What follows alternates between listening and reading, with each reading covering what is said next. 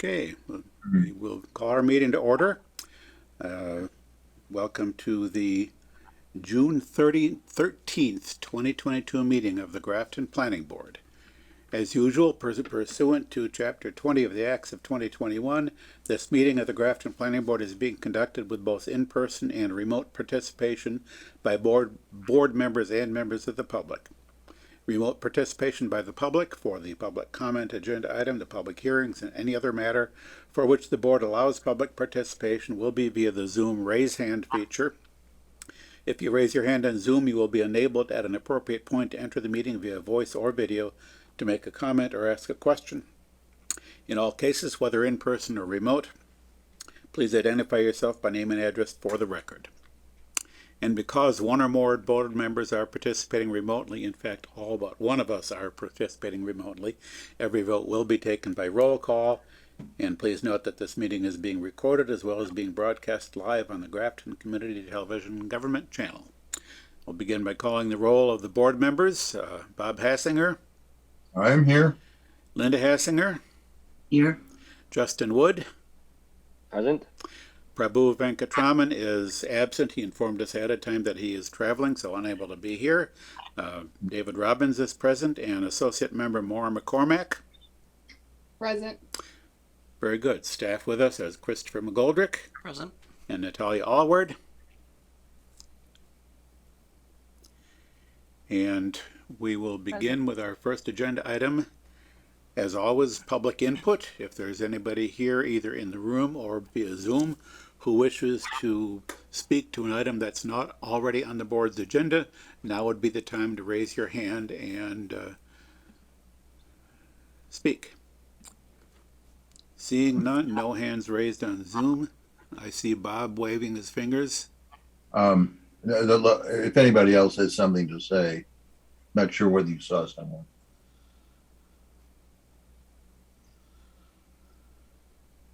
I guess not. Chris, do you know, I'm a member of the public and I could throw out that idea we emailed about, or we could do it later, or we could just wait, like you said, until next meeting. Yeah, I think I'd rather do it either as a staff, we can do it in the staff report, or Okay. push to the next meeting, whichever you prefer. Yeah. I had an idea and passed it on to Chris, and it's something we might want to look into. Okay. With that, we'll proceed into our action item agenda. The first action item is the board reorganization. So the first of several actions on that would be to elect a chairperson for the coming year. The floor is open for nominations or motions. I nominate Justin Wood for chair. He's been vice chair. It's a natural move up. Yeah. Is there a second? Justin could second. Yes, you That are would allowed to maybe second indicate your that he's interested. Also, I'm willing to second my own nomination. yeah. See, we get two things down and one. We get an okay also. Any other nominations for chair? Hearing none, we'll call for a vote. Bob? Aye. Linda? Aye. Justin? Aye. And Dave votes aye. Motion carried unanimously. Justin, you are now chair. Do you want to I would prefer if you continue to run the meeting where you are in person at this time, if that was okay with you. Okay, so I will chair for the remainder of this meeting, and for the next meeting, Justin will chair. So, vice chair. Nominations for vice chair.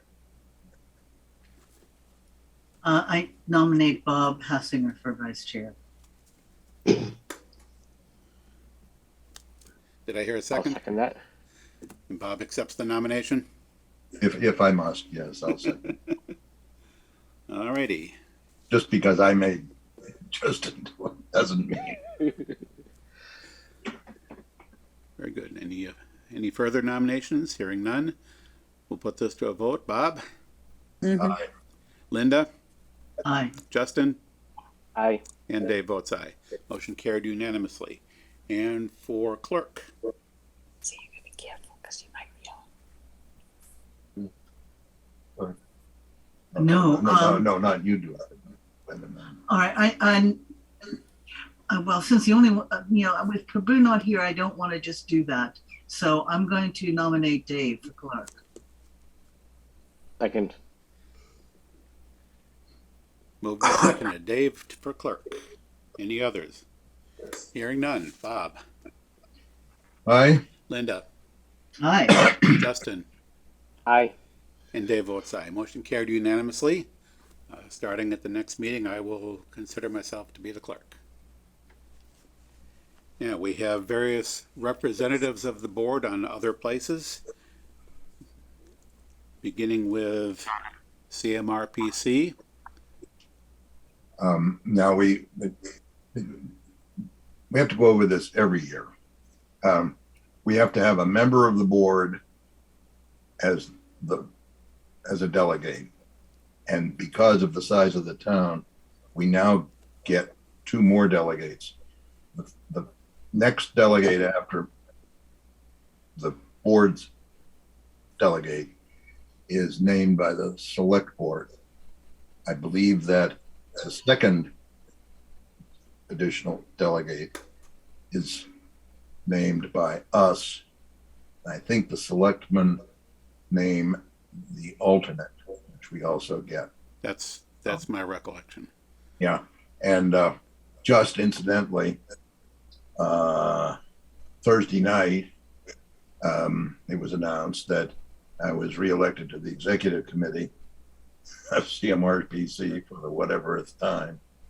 So they'll be surprised if I'm not a delegate. Well, how many do we get? We get 2?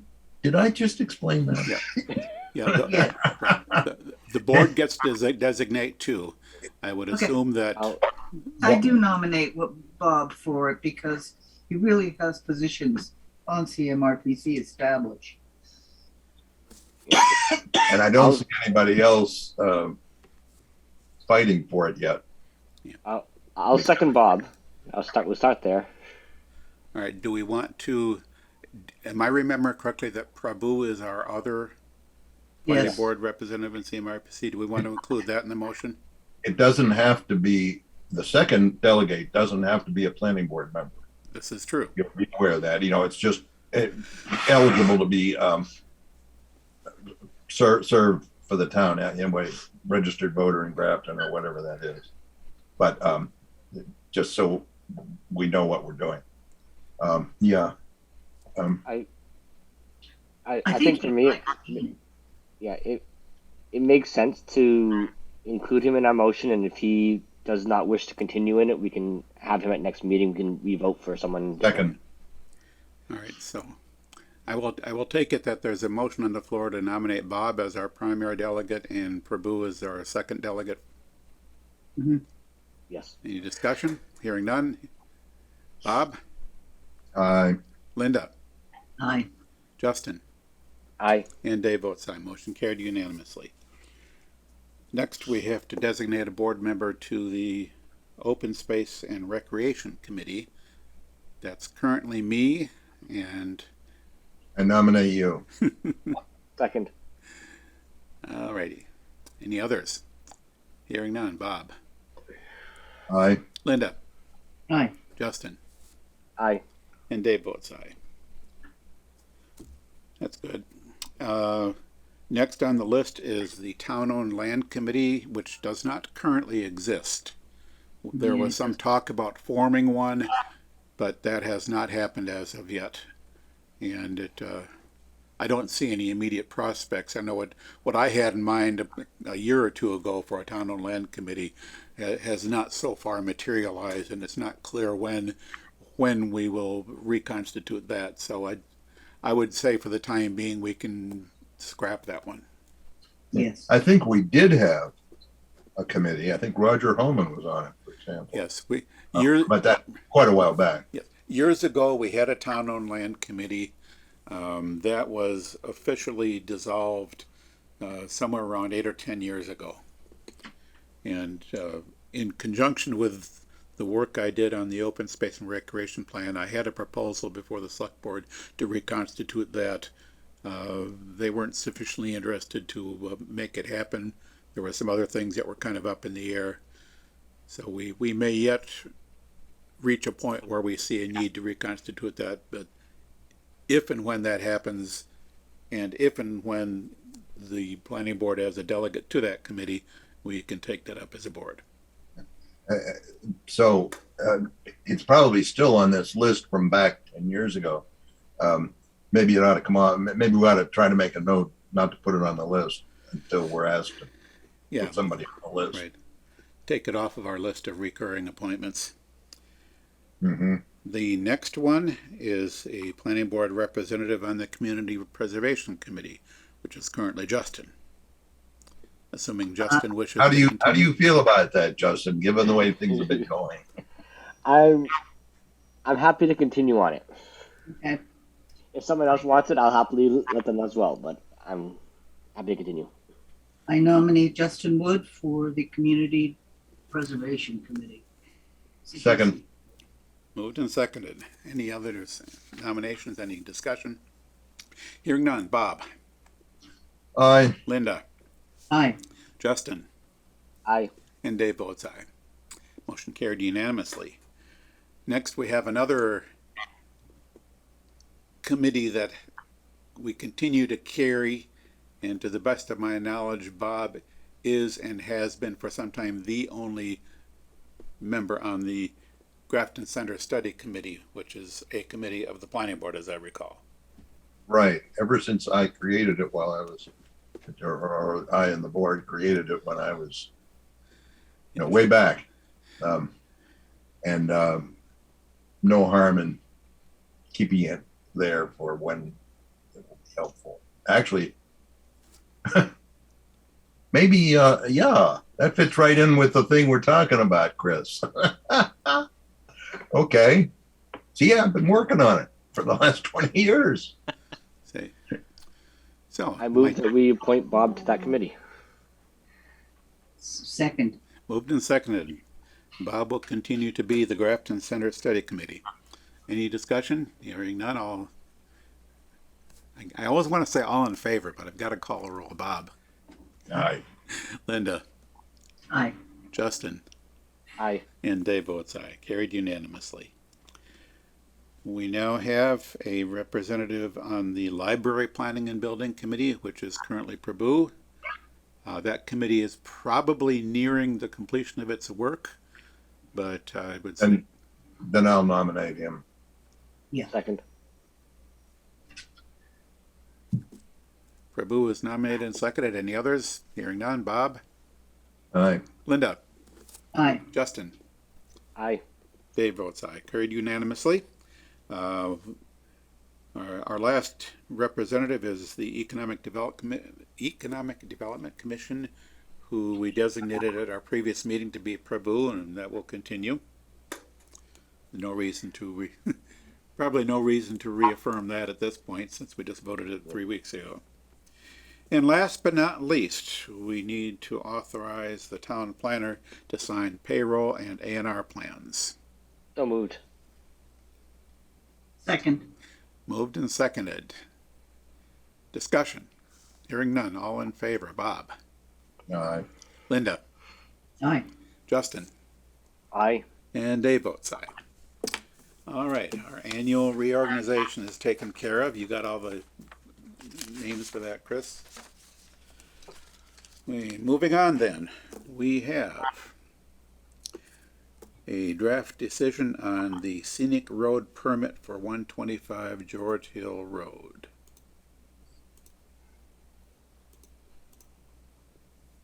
Did we have something still open, waiting for? I don't think we did for this one. Not for this one, no. Okay. Nope, I think, I believe the. Let me just double check if the hearing was closed. Yes, and the hearing was closed at the last meeting as well. yeah, so last meeting we closed the hearing and directed staff to draft a decision. We have a draft decision in front of us. This one's particularly straightforward, I think perhaps more so than some scenic road permits we've had.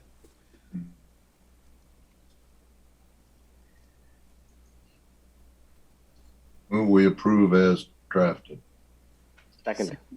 Moved and seconded that we approve as drafted with, of course, selection of the appropriate is not type choices. Who was the second? Sorry. I think I beat Linda, but I'm not sure. It's okay. All right. Listen, there's a scoreboard, you know, and people get bonus points for their. Yeah. All right, so moved and seconded that the decision be approved as drafted. Any further discussion? Hearing none. Bob? Aye. Linda? Aye. Justin? Aye. Dave votes aye. Motion carried unanimously. The paperwork will be completed and filed as appropriate. Next action item is the draft decision on the special permit and site plan approval at 41 and 43 North Main Street. The optometrist taking over the building with no exterior modifications. There again, the draft decision, as far as I can tell, looks good. I think for this being a special permit and one board member being absent, I think I would designate our alternate, Maura, to vote on the special permit. So moved. So is there a motion? I move that we authorize our associate member, Moore McCormick, to vote No, on the special permit. No. Oh. The chairman appoints her. Yeah, Okay. No, he's looking for a Chris? motion on the decision. the motion on the decision. Thanks, Bob. It's been a while for one of these. Been a long time. I move that we approve the decision as drafted with the appropriate modifications for is not, and designating Moore as a voting member. Second. Moved and seconded. Any discussion on the motion? Hearing none. Bob? Aye. Linda? Aye. Justin? Aye. Maura? Aye. And Dave votes aye. Motion carried unanimously. Maura gets to participate as an associate. That doesn't happen too often. Was that your first time you've had a chance to vote? I actually voted in person in the first meeting I did. Oh, okay. So we couldn't make it. Yeah, okay. It does happen. But otherwise, yeah. You got a bunch of them tonight. Yes. All right. The next action item is the draft decision on the modification of special permit and site plan approval for 135 Westboro Road. I move we approve it with the appropriate choices as drafted. Yes, this one needs the exhibit list included. I'll take that It as does. implicit in the motion that the exhibit list And will I- be included. I did notice one minor typo as well. Under finding 4, it says at the very end and produces very minor or doors. It was just a typo. Yep. I figured it was worth calling out. Oh, yes.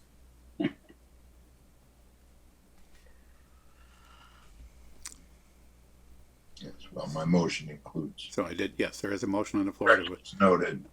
approve as drafted with changes noted during discussion. Further discussion? Hearing none. Bob? Aye. Linda? Aye. Justin? Aye. Maura? Aye. And Dave votes aye. Motion carried unanimously. That paperwork will go out. Next action item we have is a bond approval for Village at Institute Road. And this one looks like things have changed slightly since our last meeting. We have, I think last meeting we were talking about a covenant, and then now we have a couple of bonds. Yeah, so there's already a covenant in place that the board did vote and approve. The request here, and we can actually handle these together, I think, is to switch from the covenant and to provide a performance bond for both the on-site and off-site work. And so those performance bond documents have been provided. The amounts are, we do have the bond estimate from Graves. Similar to other instances, I have not been able to get a response, unfortunately, from council at this time. I'm still working on that. But from reviewing the bond, I see no glaring issues in Yeah, my. so, I think that if the board's comfortable with the idea of the bonds, then we simply need to wait for council's review or approve if pending, subject to council approval. that would be a preferred, yeah. So you're voting yes, except maybe no. It seems to me that we should have council's okay.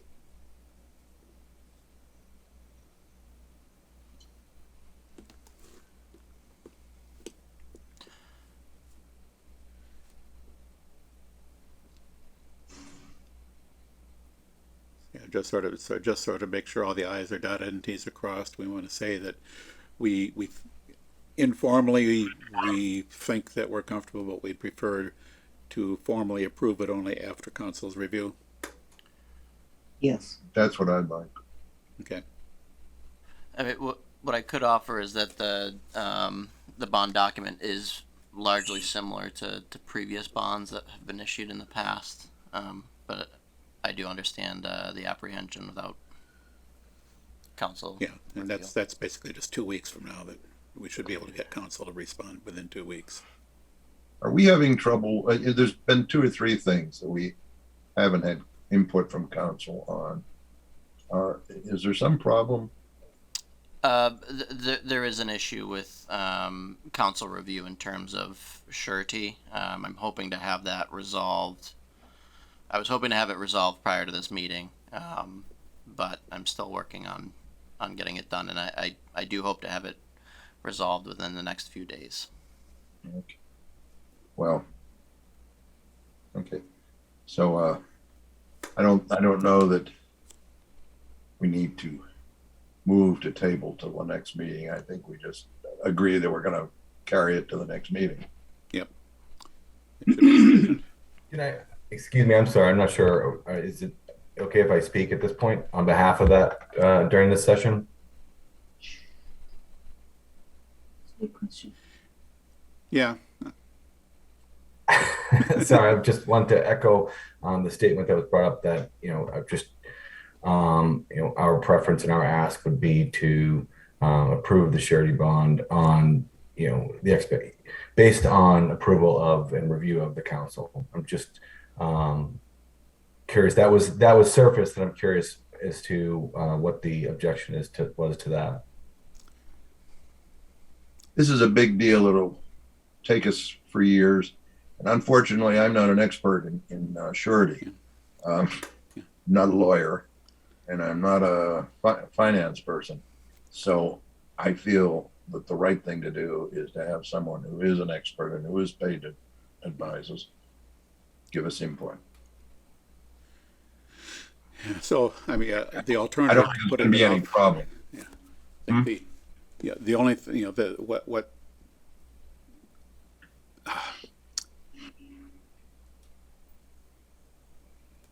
I think what you're asking is whether the board could basically give a conditional approval, that is approval conditioned on council's approval.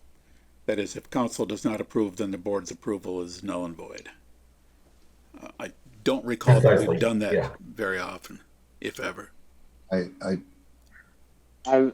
wouldn't be I'm sure that it'll come out okay, but I've been through some calling bonds on projects on this board, And my father was a banker. No, I think the board is generally more comfortable voting an approval after after we're sure that council has reviewed it and okayed it. I'll add that at least I've seen a few council responses to inquiries from the board, not necessarily on sureties, but on just the idea that this might be tricky. Here's here's what the board is actually considering in approving or not approving. And there's, where it is legally okay and everything is good, the council wants to make the board aware of an aspect of it that is worth for our vote. And like I said, I haven't seen it on sureties, but I'm not an expert either. And again, just as a reminder that we're talking about 2 weeks from tonight being able to have had council's review and then being fully comfortable with it. All right, thank you. I appreciate the consideration and response. Thank you. Yeah, if we were looking at a month delay or more, we might be looking for some other alternatives. But I mean, this has changed since the last time we discussed it. Since the last meeting, and I just we're more comfortable with knowing that council has reviewed it. I don't think I've ever seen a case where we had on-site and off-site bonds. Also, just so someone can remind me exactly what the off-site bond is for. I didn't get all the way drilled into whether it's clear in the documents we have. Yeah, that was the Institute road improvements, and they were all itemized in the bond document. Okay. Yeah, it is somewhat unusual, but this project is somewhat unusual in the extent of the off-site improvements on Institute Road that have been incorporated into the project. And having separate bonds is perhaps maybe unusual, but not unreasonable, particularly considering that the Institute Road improvements are intended to be completed substantially prior to the end of the whole rest of the project. So I think there's a good reason for doing that. You might need to call that bond if the work doesn't get done long. The subdivision's gonna take a while, and the subdivision shouldn't actually go ahead until that work's done beyond a certain point. So yeah, all right. Anyway, we don't need a motion on this one either, do we, Dave? Right. All right, so let's move on here. We've got one more bond approval. I think this was Stillwater Estates, and my notes from the last meeting said we were waiting for council to review that.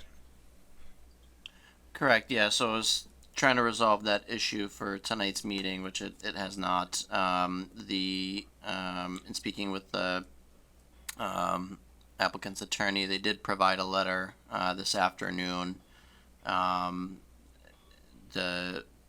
Essentially shifting from the provided covenant and going to a standby letter of credit. That letter, we did receive a letter, not the standby letter of credit, but we did receive from Mutual One Bank the bank letter in regards to that for the board's consideration. In terms of the covenant that was provided, similarly, it seems to be in order, but again, not being an attorney, I understand if the board has apprehension. In terms of the standby letter of credit, it's simply another form of surety, and similar to that, there are recent examples of the board with the standby letter of credit that we can compare that to. But likewise, I'd like to have, I'm hoping to have the bonding issue resolved within the next few days. All right, so that's something we can defer further action on until our next meeting, by which time hopefully all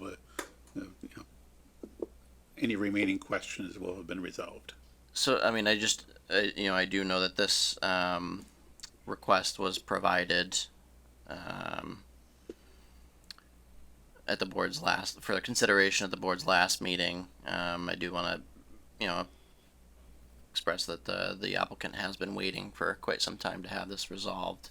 But given, I do understand, and given the board's deliberation on the previous meeting, but they did want to have that stressed that they are looking to, with the good weather, to get construction underway, and this does delay.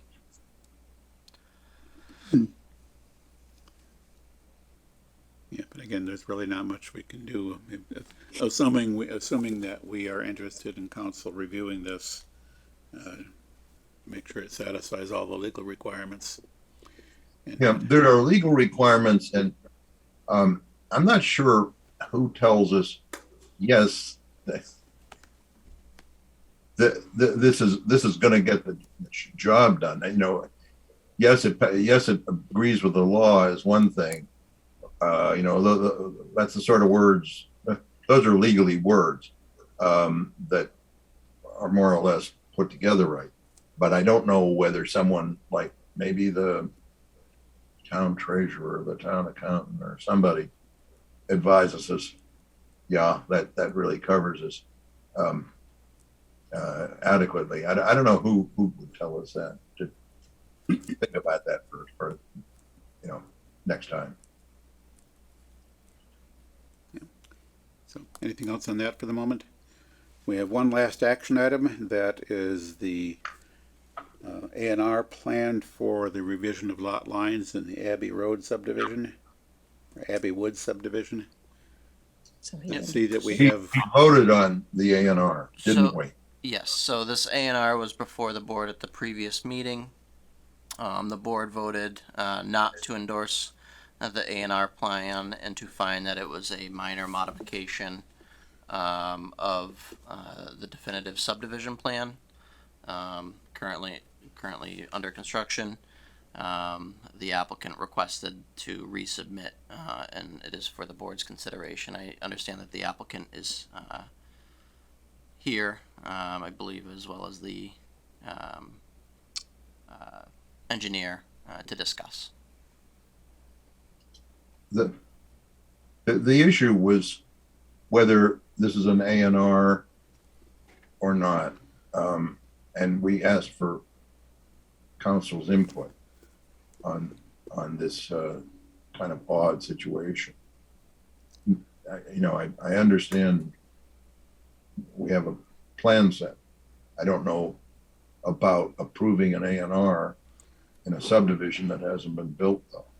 yeah, I interestingly enough, reviewing the A&R handbook for other reasons, I ran across a reference to essentially exactly this situation, where they basically said, and I think this was, there was some case law involved here, that an A&R in a case like this is appropriate, provided that there is adequate surety to ensure that the subdivision road gets completed. I believe that is the case here. Well, by whom?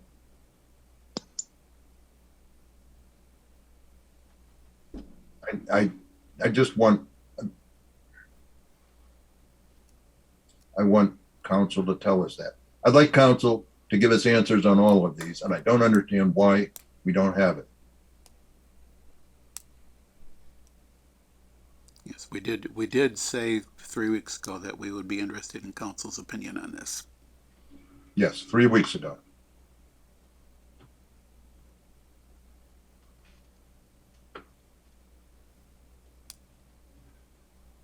And Chris, had you followed up with council on this, or attempted to? I have not spoken to council about this matter. Is that something we could put off for 2 weeks in hopes of getting an answer from council?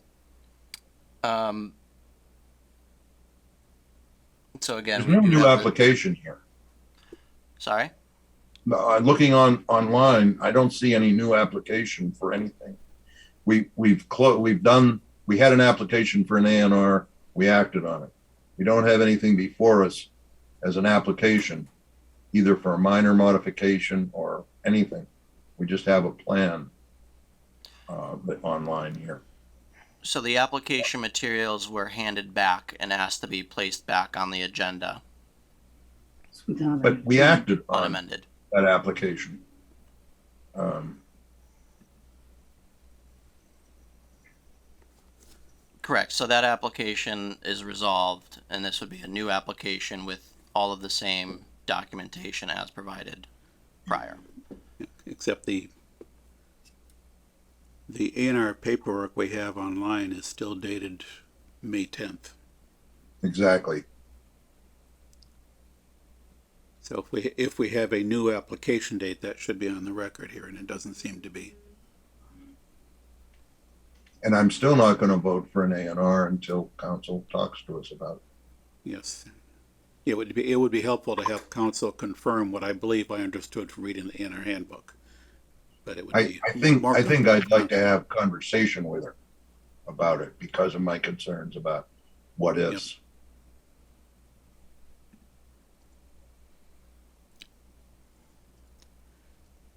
So, assuming that there is a new, Natalia Allward has her hand raised. let's see, where we at? No, Natalia's got her hand raised. Okay, Natalia. I just wanted to add that, yes, the material was returned as it was originally submitted, but I had to just differentiate it. I assigned it a different number, but it is the same application, the same plan, yes. Okay, yeah, so it's the same paperwork, but, you know, the question then before us would be the date that the application was resubmitted, because that would start the clock for the NR processing, correct? That's my understanding, correct? So What's the date on the resubmission? It would have been the day after the meeting. the day after me, that would have been May 24th. Correct. And we have, how many days? 21 days? Correct. 20. 21 days takes us to. So we would have to act on this again. We won't be able to make it to the next meeting. Yep. And I'll note, at least from what I'm looking at between the last meeting's materials and this meeting's, the A&R number seems to still be the same on the paper I'm looking at. 2022-03. So again, the paperwork was. Yeah. It was I handed back. understand. It was handed back to our office and resubmitted as is without any adjustments. We should have Yep. affixed the town clerk's stamp again, which would have been confusing, frankly. But duly noted. I'm still not going to approve an A&R until we have my questions resolved. Right. I move that we deny for the same reason we denied the last time. I'll second that. Moved and seconded. And, Can I jump in, Mr. Chairman? Zach Couture with HSNT. yes, I'm representing the developer, and I'm sure you guys might remember me from the special permit process. So I wanted to come in tonight to kind of explain to you why we're seeking an A&R. I'm not sure if everybody's quite aware why we're seeking the A&R itself. We totally don't know. There was no one here the last time. Correct, right. So let me explain exactly why we're going for the A&R. So as you're all aware, this was approved last year. Lots 10 and 9 under that approval are actually not technically buildable lots according to the town of Grafton's bylaws. Unfortunately for all of us, this wasn't caught by my office, it wasn't caught by the town, and it also wasn't caught by Graves Engineering when they reviewed this. So technically, lots 10 and 9, they're not buildable lots, and that is because of the amount of wetlands on site. The town bylaw states that you cannot use 75% of the wetland area towards your total lot area for zoning.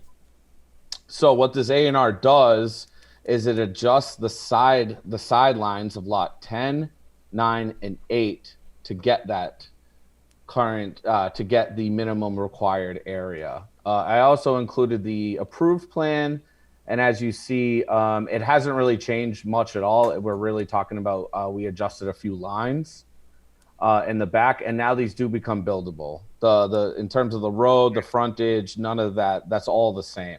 So that was the whole entire point of the A&R itself, is to actually make these lots buildable, because technically right now they're not buildable lots. Yes, and I think we even had a clue that that was what was going on.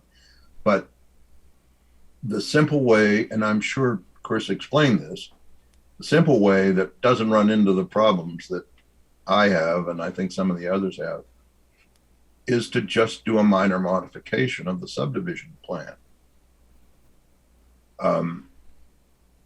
If that's even necessary. When you go to asking for an A&R on, it's just, that's a big problem for me. As soon as we vote that A&R and it's recorded, you can just go build houses, go away, even though you haven't built the road. And I don't want to. There's no need to set that up or to worry about it. And I think I'm sure Chris was going to explain that. Why don't you want to do that? So as of right now, the road is rough graded in, and I believe they're already down to the base coat on the road. I So don't care. It's a subdivision. It is not. Our vote would be approval is not required. In a subdivision, in what is a subdivision, not having counsel here to say it's all right,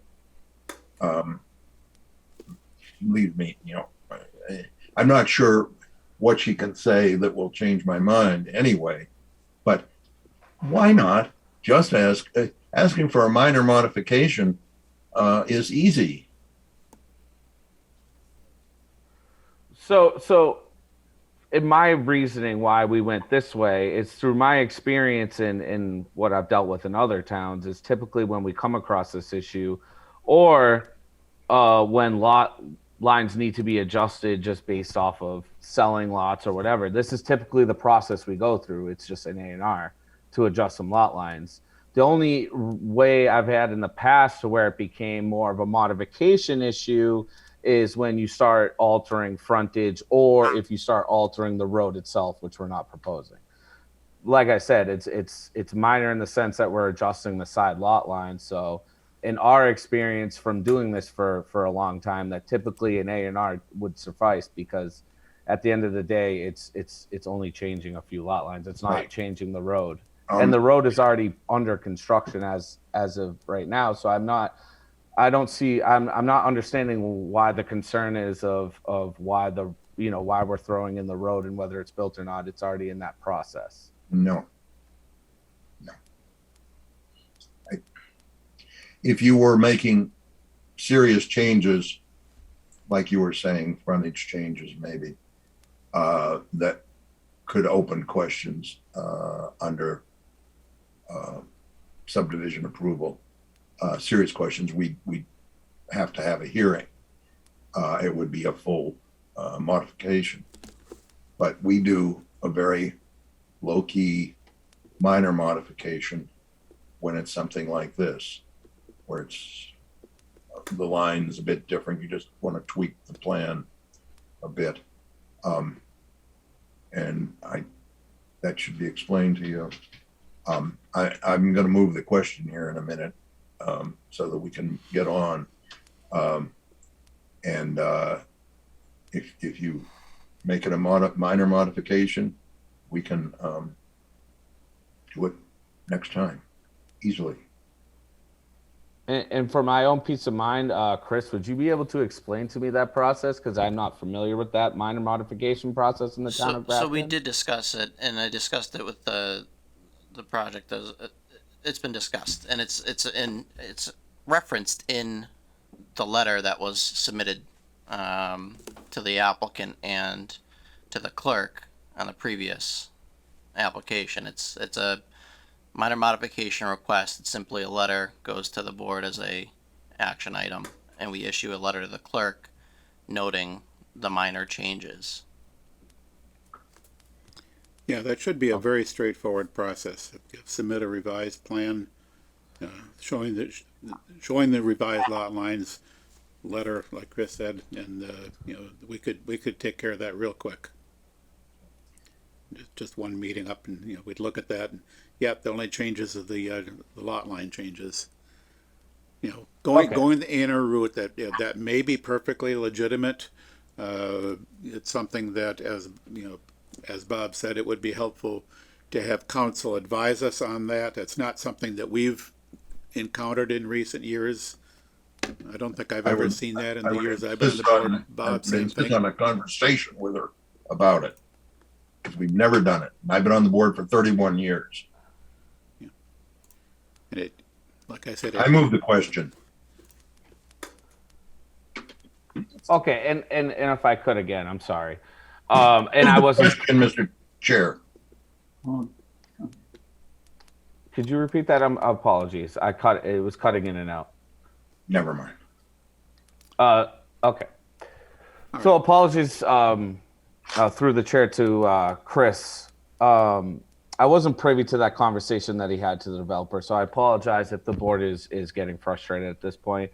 My whole thought process to do the A&R, I didn't know, I was worried of it triggering a full subdivision amendment, which would then require Graves Engineering, the whole process. Wasn't aware of a minor modification. If it is as straightforward and simple as you folks say, then that's the route we'll go if it makes everybody more comfortable with the process. Yeah, I would certainly recommend that. And there's As an we- interest on the part of the board of voting on the motion to deny the A&R. So I will put that to a vote. Bob, Aye. Linda, Aye. Justin, Aye. and Dave votes aye. And Chris will follow up and follow up with the applicant here to make sure that that the paperwork and revised plans are put in for a minor modification promptly so that we can wrap this up at our next meeting and be done with it. So having that understanding, if I could just get some direction from the board, do we still want town council to weigh in on this application as submitted, even though we're going the different route of the determination of minor modification? I don't want to put it off again if that's the case. If we're doing an A&R, I gotta talk with her. If we're not doing an A&R, we're fine. Yeah, we've done this Right. before. Many times. Yeah, so if we're not going to follow up on an A&R, it would be interesting but not super urgent to get council's advice to us on the use of an A&R in this situation, should it happen to come up in the future.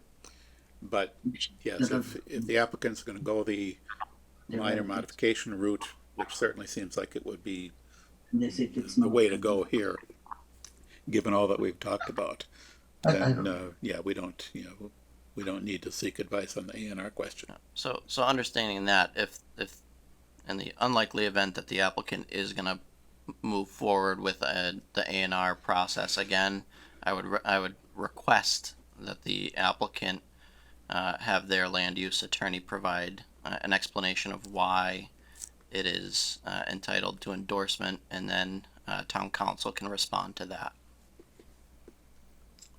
But if we go ahead with a determination of minor modification, that's not needed.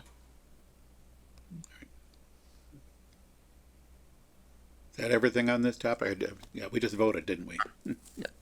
We did. So, Just remember, if you get to that, I'm pretty sure we're not gonna get there, Chris, but if we do, not just something passed on to us from council, opportunity to talk about it with her.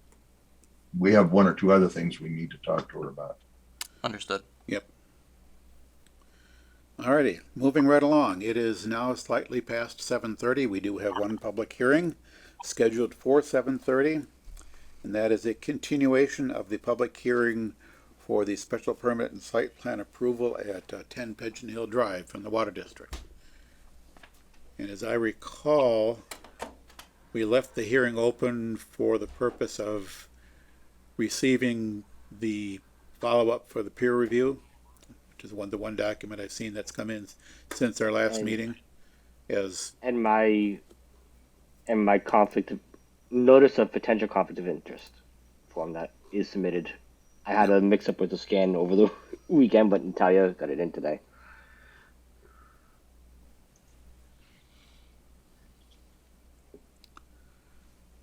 All right, so where are we at with that, Chris? Yep. So those were the two items that we were awaiting. I believe, just taking a double check, that yes. So the Graves Engineering appears to have all items addressed for that project. We do have a draft decision. The hearing is still open for that. I move we close the hearing. Second. Moved and seconded that the hearing be closed. Any discussion of the motion? Hearing none. Bob? Aye. Linda? Aye. Justin? Aye. And Dave votes aye. The hearing is closed. We now have a draft decision for consideration. And as with the previous special permit draft decisions, I will designate our associate Maura McCormick to vote on the special permit decision, as she was present for all of the entirety of the public hearing process. So, again, this draft decision really had nothing unusual in it. It just occurred to me, they usually say that the chair shouldn't make motions, but in this case, I think the rule should be the person running the meeting doesn't make motions. Fair. Justin. Yes, for the Because purpose of this you're the meeting, one who knows how to make this motion the best. for the purpose of this meeting, I am the acting chair. And actually, Yeah. Justin is the chair elect. No, No, he's the chair. He's the chair. The chair, right? Yes. That said, I'll move that we approve the decision as drafted, adding an exhibit for my conflict of interest form, adjusting the was, are not adequate, those type of lines, and approving the waivers, and doing the final approval of the decision. Second. Moved and seconded. Any discussion of the motion? Hearing none. Bob? Aye. Linda? Aye. Justin? Aye. And Dave, Maura? Aye. And Dave votes aye. Motion carried unanimously. I suppose if you want to be really picky, Maura's vote was on the special permit, but not on the site plan approval. That's an interesting question, by the way. But Yes. when we're talking to council, we can ask about that. No, that question actually came up on the Mass Planners mailing list a few days ago.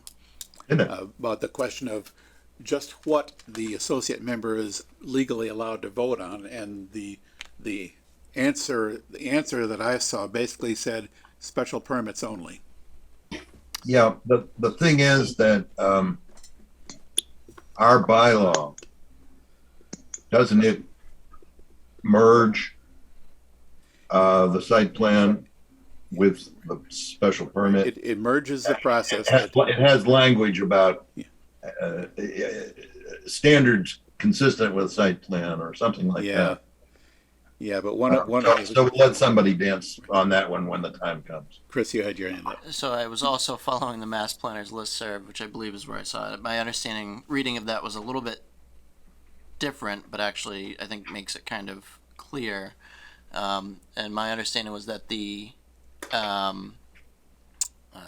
associate member, the provision in the MGLs for the associate member is in the Zoning Act, but not in the subdivision enabling act, and so the associate member is enabled to act and vote on any zoning bylaw related matters, but not any subdivision related matters. I'm not sure I still have it, but I thought I saw among the several responses to that, I think I remember seeing one that distinguished between special permits and site plan approvals. And there was even a quote from an attorney general's a disapproval of a portion of a zoning bylaw. Gotcha. It has something to do with that, but for all practical purposes, it's not particularly relevant really, because it becomes relevant only if under some probably unusual circumstances, which we are certainly not encountering now. So Um, with that, But my thing is that because it's in our zoning bylaw, then it perhaps becomes zoning. You know, we're allowed to have zoning bylaws that have language in them. But let's not worry about it. no, it is not something that we actually need to worry about right now. If the question ever comes up, we may need to get a picky legal ruling on it. Yeah. Well, the good news is that if the special permit passes, then you can subtract the associate's vote, and you still have sufficient votes to approve subdivision. Yes. Yeah, site plan approvals and subdivision approvals do not have the supermajority requirement. Yeah. You're sure if the special permit was approved, you must have had 4 votes, including the associate. So you take the associate out, and you have 3, which is a majority of the entire elected board. Quite so. Oh my head hurts. All righty. So now we can circle back to some of the other business. I'll skip for the moment the discussion on master plans and take care of some other things. Bills. I think we have some bills that need to be approved. I move we approve them. Second. Moved and seconded. The bills be approved. Any discussion? Hearing none. Bob. Aye. Linda. Aye. Justin. Aye. Dave votes aye. We don't have any minutes of previous meetings. We have correspondence. Did anything catch anybody's eye in correspondence? Well, yeah, Oh, yeah. but I think that's Chris's problem. Deal with it. Oh, yeah. I wasn't sure which things. This is where we were having all the business about the streetlights, and the alternative lighting, and I thought we had that settled, but then I thought maybe in the complaint there was something about lighting, and I wanted to be sure that we're on track with that. Yeah, so this specific complaint is not about the lighting. Okay, We have been okay. working to resolve that. This complaint was in regards to the common area landscaping. In terms of the response, we're looking at, this is a project, the subdivision has been largely constructed. They have not gone through the determination of completeness process, which is the precursor to turning the road over to the town. So the project is still the responsibility of the developer. What we're doing currently is developing a punch list of all the remaining items after the lighting to be completed, to encourage the developer to finalize the process and turn the road over to the town. Part of that, I think we should discuss in that determination of completeness. We should discuss prior to accepting the road what the maintenance of those common areas are going to be, and how that will play out. Unfortunately, until such time as the developer completes that work, they are under an obligation to maintain the site, but in terms of teeth that we have, are fairly limited. In the future, we may want to look at a condition to further add teeth to maintenance of common areas during and after completion of the project. Yes. Which disposition of the land did they choose? There are 4 different things they can do, I think. Right? Common land. I'd have to look back specifically in terms of when it's turned over to the town, the disposition. Well, no, it can be retained by the developer, I think. There are 4 different ways that the land can be dealt with, and the developer gets to choose which of the 4, if I'm remembering. This is flex, right? Yes, had the whole big chunk of land, because there seems to be a question about I was afraid that there was a question here about expectations on if the town is taking possession of the land, expectations by residents as to what the town is going or not going to do for maintaining the land.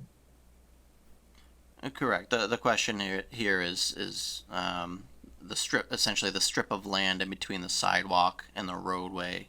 Who will be mowing that? Okay. That's largely the question. Okay. I'm talking about the backland. Right, I think this subdivision did not dedicate any open space areas as such. This is the, I thought it did. this is a different thing that, All right. okay. Okay, never mind. All right. That was a little bit of a staff report, Adam. When you have anything else on staff report? So staff report, the item that Bob Hassinger brought up. So what we were looking at and kind of discussing was looking at the town center in terms of parking and the need for parking.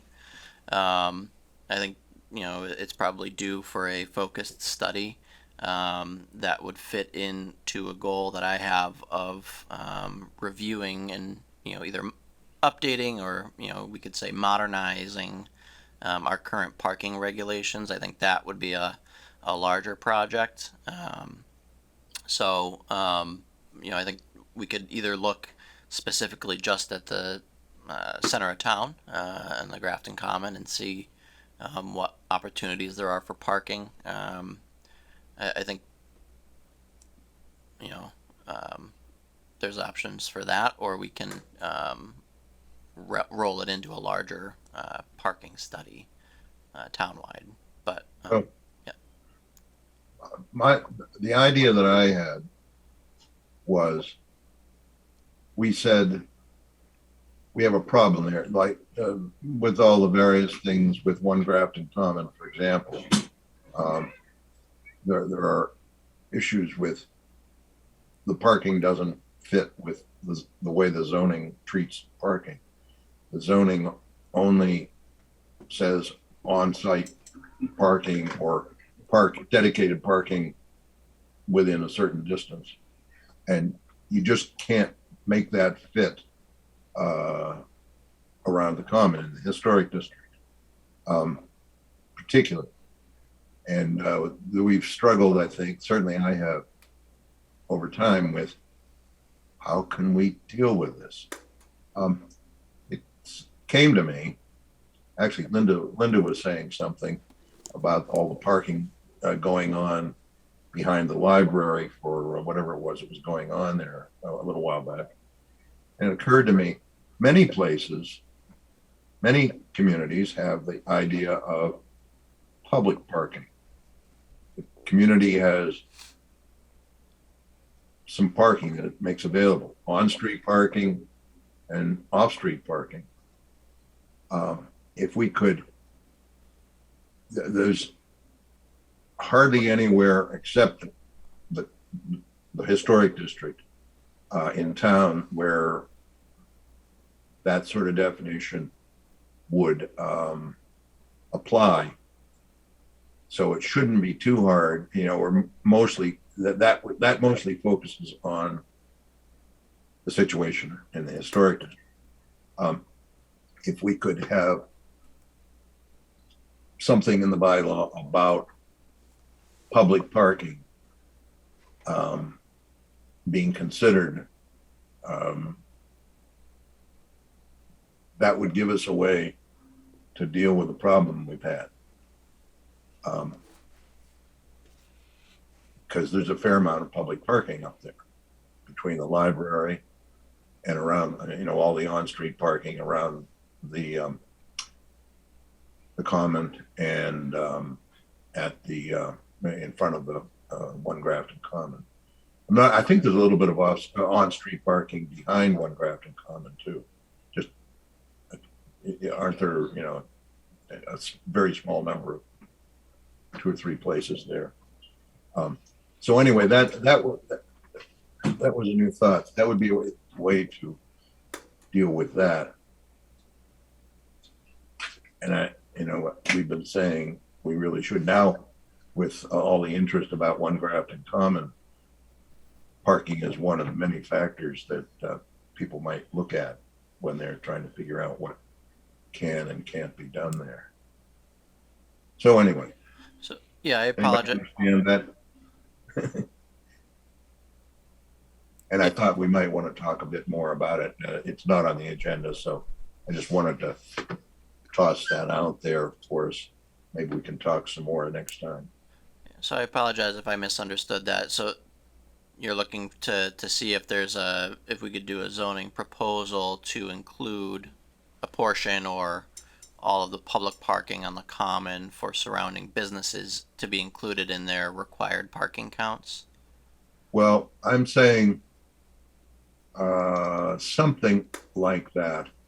Maybe not exactly. In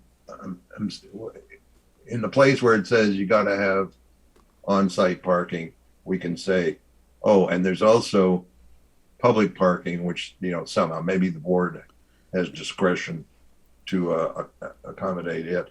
And then we can suggest down the hall that they think about public parking as a concept and, mark, whatever it's called for. Understood. Yeah, I think there may be, maybe several related concepts here worth, pursuing and thinking more about, including,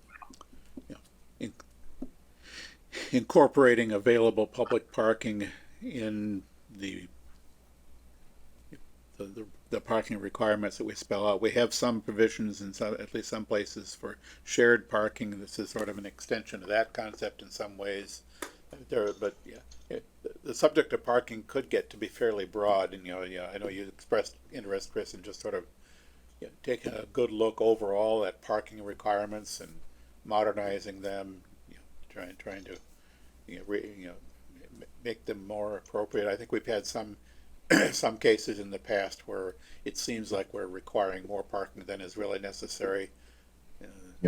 Well, there's a risk of expanding this discussion to include so much that we're not sure where to begin.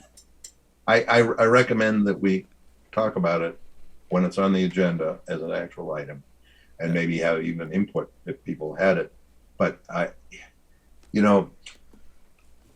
we've been how many years, Dave, trying to get this parking around the common problem dealt with and made no progress.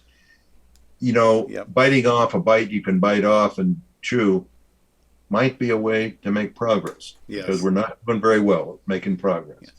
Anyway, so let's talk about it, and let's talk about it when it's on the agenda. Sounds like a plan to me.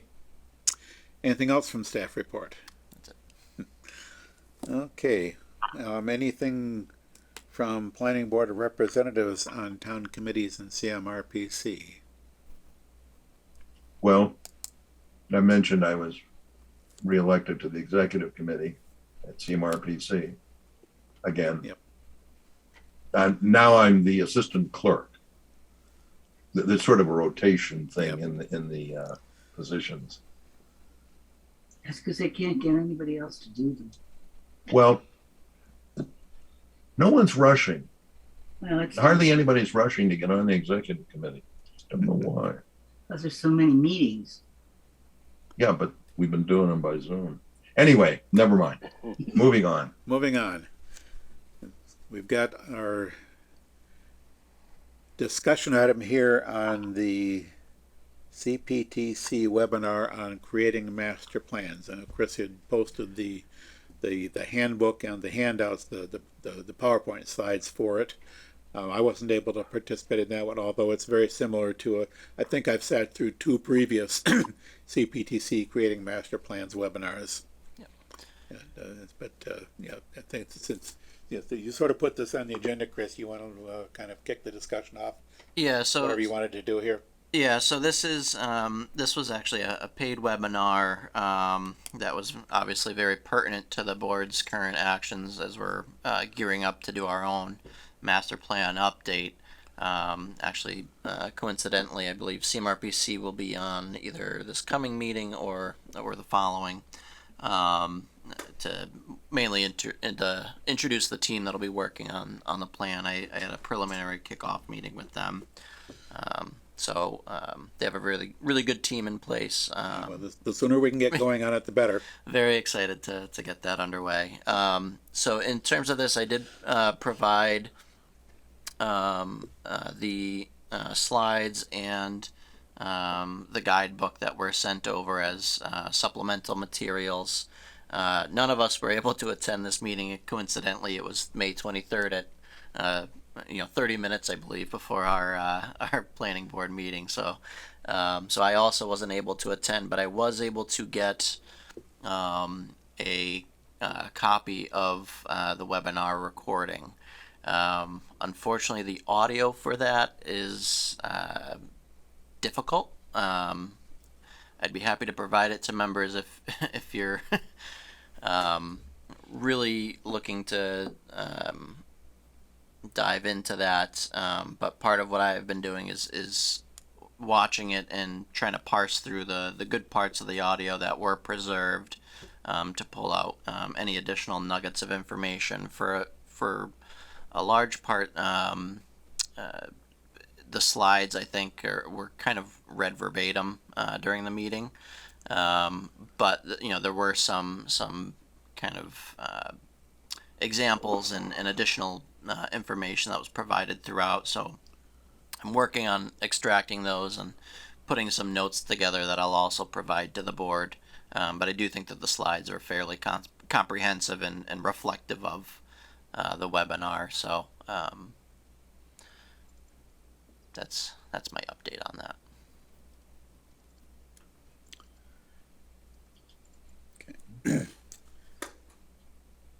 Yeah, I would. I'll have to say, reading through the material today just to refresh my memory, because, like I said, I've attended these before, but it struck me particularly today reading through it how much of what would go into the master plan builds on stuff, or incorporates a lot of work that we've done recently. Including the housing production plan, the open space and recreation plan, the hazard mitigation plan, and various other work that we've done just over the last 3 years. In some cases, we'll be updating information on that, but we'll be leveraging. I think we can leverage a lot of the work that's been done recently. Also, the housing production plan is scheduled to be updated next year, so we'll want to coordinate with that because there's so much overlap that it'd be a shame not to leverage the overlaps and that we have to sort of not have to reinvent the wheel and to work on the master plan in a way that also feeds into some of the other plan updates that are going to happen soon. We want to be sure to negotiate with CMRPC if they're going to use work that's already done instead of having to do the work. Yeah, I imagine incorporating those plans in itself would be some work as well. And I think one of the things that I'd like to do is looking at cross-cutting themes, which I think it's been a recent thing that I think is in the Imagine 2050 plan that CMRPC is doing, but looking at not just the housing production plan, where it looks at just housing production as its own, but looking at how does that play into those places where it typically you see the conflict with the housing production plan and the open space and recreation plan. Are we, one of the questions that has been brought up before is the goal to preserve the open space? Is the goal to develop it as affordable housing? Things like that. So I think, and I don't think that the answer is a yes or no or an either or nor. I think there's a lot of those cross-cutting themes that can dive deeply into how do you balance that. I think that's one of the values I see, or the potentials I see in the master plan, is to be able to bring everything together and to sort of evaluate some of the trade-offs between different potential uses of the finite amount of land we have, different prospective development patterns that we might want to to undertake and try to. This should help us to set some priorities for various potential land uses, and among many other things. But yeah, I think there's this. All these other plans tend to be developed, in isolation from one another, and this is where we bring them all together.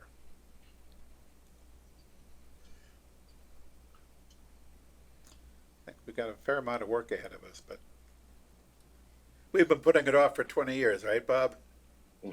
No, I think we've been putting it off for 25 years. I've forgotten, you're supposed to do a plan every, is it 5 years or 10? 10. So we've been putting it off however long that is. Yeah. I mean, the last time we did this was over 20 years ago now. Yeah, we started in the 90s, Yeah. late 90s, and finished somewhere, 01 or thereabouts? Yeah. It's labeled as a 2001 comprehensive master plan. Right. And Got that my means all the work signature. was done by then. And yeah, it starts years earlier. Yeah, there were delays and whatnot, I've mentioned. But yeah, it took a long time, partly not because it has to, but because of circumstances. We lost our planner at a key point in that process, and we didn't have a planner for a long time. Yeah, that's, in some respects, that's what happened with the open space and recreation plan. We lost basically everybody who worked on it for us. So it took us five years to complete that update. Yeah, well, another thing is that the contractor had basically personal problems also, and staffing problems, and there were problems. No, they had problems. Yeah. I don't think there's anything else that can legally come before us, is there, Dave? I'm not aware of that. We will hopefully we will do more work, get together with CMRPC on the master plan starting next meeting if all goes well. And start to plan out how we're going to get this done. Yeah, so the first meeting from discussing with them is largely going to be introducing the team, but we can definitely talk about logistics and start fleshing out the process moving forward. At some point soon, we'll have to figure out how we're going to organize this on our end. Yeah, are we going to have a committee of 50 people from Grafton working on this, or are we going to? Well, let's not worry about it until we're talking. I'm not worried about it right now, but we'll have to nail that down pretty soon. No more than 15, according to the webinar. Their process also may be a little different than what we remember. Yes. Before. Yeah. They're getting real. What is it? Imagine 2050. Yeah. Everybody should get a copy of the questions and answer, because they want as much participation as possible. But that's an example of reaching out very, very aggressively. In any case, I just made a motion to adjourn. Second. Moved and seconded that this meeting be adjourned. We'll put it to a vote. Bob. Aye. Linda. Aye. Justin. Aye. And Dave votes aye. We are adjourned. Darn, I wanted to go for another 2 hours. You didn't even